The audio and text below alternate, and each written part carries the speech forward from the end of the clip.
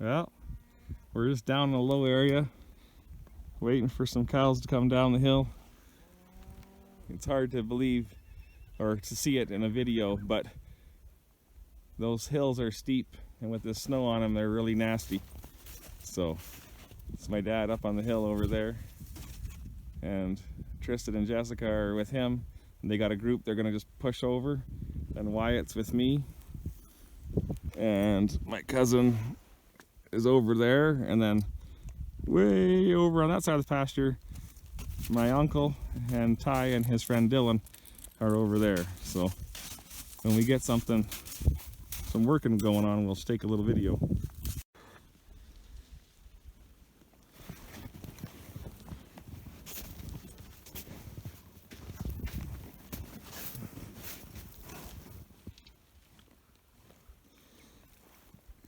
The snow's made them all scatter. So we're just picking up little groups everywhere, trying to join them up.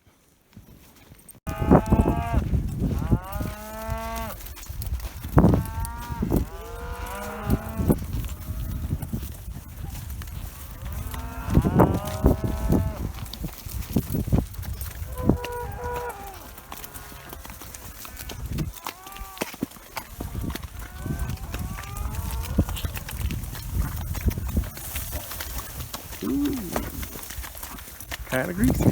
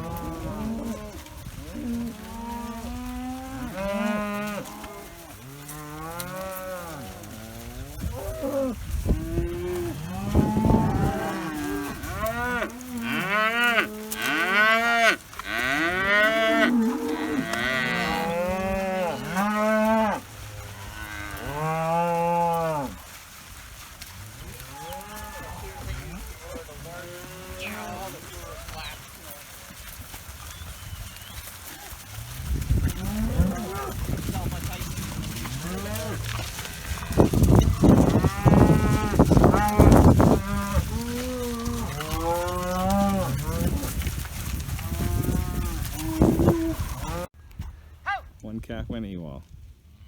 So I got the fence open. Horse parked over there.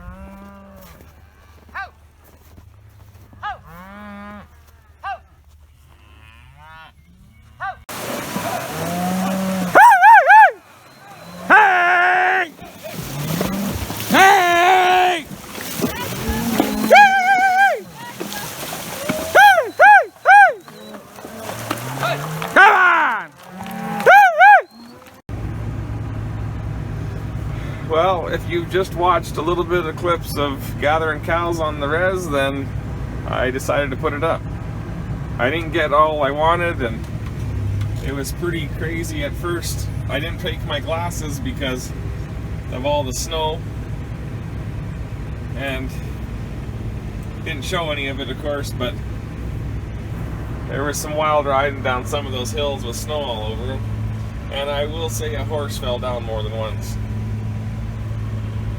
And Tristan had his horse quit him and lay down on him twice on the ride. So, but there's cattle there, calves. I did not wean the calves. You can see the ground here. We snowed all night and this morning, but it's above zero now, and that's Celsius, so zero is freezing. So for us, for my American people that do the Fahrenheit system, zero is freezing, so it's above freezing. So it's been melting all afternoon. It's just about 1 o'clock now, and it's been melting probably since about 11 or maybe 10:30. So there's Canadian geese out in the cornfield, and Cow Camp 87 said I could keep the snow on my Instagram, but I don't want to keep it. I want to send it away. we got so much work to do, it's not even funny. So that's what I call cow crack, crushed sugar beet pulp in the bucket. And the cows, they remember it. No problem getting them back on it. So first thing they did was I got them all paired up and I turned them out, and they ran right through the gate I left open thinking it was okay and got into the beet pulp pile. So anyhow, I tried to wear the glasses when I loaded the semi and found out the battery was dead. And so, like I said, I thought I would get an hour worth of footage, and instead I don't know what it'll work out to. They're just a few little clips. But the one part that kind of turned out good, and I only got part of it, was when we crossed the river. The cows went across only got 40 cows to cross the bridge, so the rest of them had to cross the river. So that part, I watched that little clip. It looked kind of cool because the color, you know, was nice lighting. The sun came out. It wasn't that cold.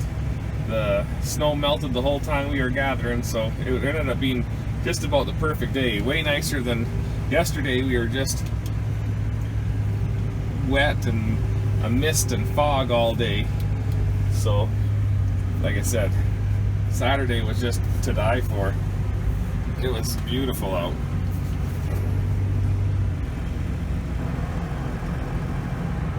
And Ty brought his friend Dylan down, and he was a lot of help.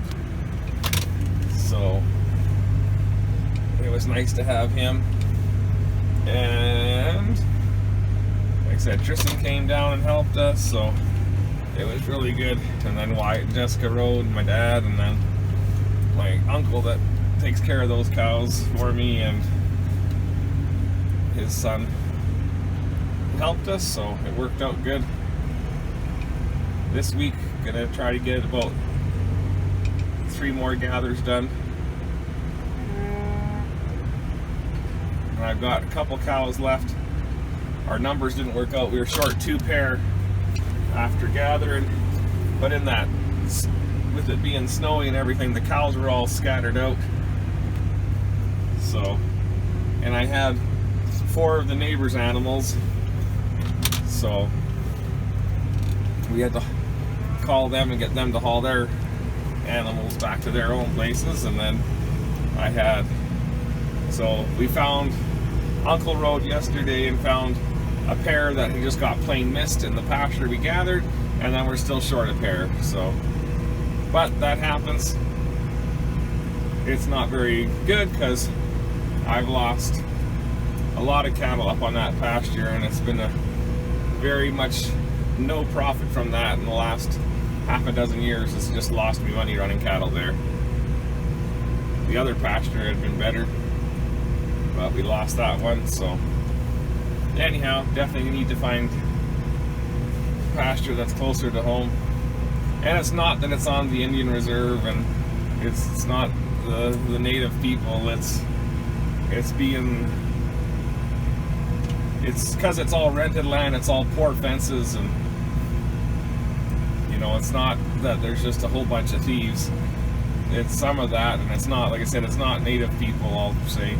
It's the people that pasture beside you, the people that pasture, you know, the next pasture over from the one beside you.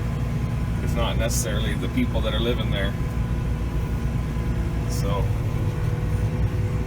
like I said, they're right into the pulp. I'm gonna get 1 more bucket full, and as you need to see, I need to put some fuel in the tractor. So when you're doing your numbers, and if you can figure out how to make your cows graze versus bringing them stockpiled feed, get the cows to graze. I'm waiting on a bunch of feed to freeze out in got alfalfa I never cut that I'm waiting for it to freeze off and kill, so that I safety graze, and then all these cows will be turned out. But like I said, with this wet weather, I mean, all summer we're dry, no feed, no growing, awful crops, huge irrigation bills, and now we've been wet, and like I said, I talked to a relative that, you know, he's not a massive farmer by any means, and they've still got thousands of acres out, you know, and you got to make payments on all them new John Deere combines and air drills, and it's pretty hard to do if the crop's laying on the ground. You can see the blue geldings in the round pen. That's Jessica's favorite horse to ride there. I hauled a load of green feed in, and then I had part of the load fall off when I was going through a driveway. They were all slippery. But like I said, I haven't hauled bales. I've got straw to haul off a neighbor's place, and he does not like it there, but it's too greasy. I'll make tracks through his field. So, and you can see my counterweight fell off. You can tell that was a dry bale because you just bounce around and they'll fall off on you. That's why I haul most of the bales sideways, so there's more friction on it. Just from the adjustment on how that 3-point bale carrier is, it can only do so much. I made extensions to it, can adjust more, but anyhow, it works pretty slick. It sure saves the tractor. Anyhow, the calves I brought home look good. I got some that I'll bring home at the end of this week that'll look way better. They'll all be 50 pounds bigger than these ones. Anyhow, you can see my little late calf that stayed at home all summer. There's a nice little blaze-faced heifer. Anyhow, holy cow, I'm getting long-winded again, so be sure to comment, rate, and subscribe, and have yourself a great day, and I'll try to get some more cow videos out. Take care.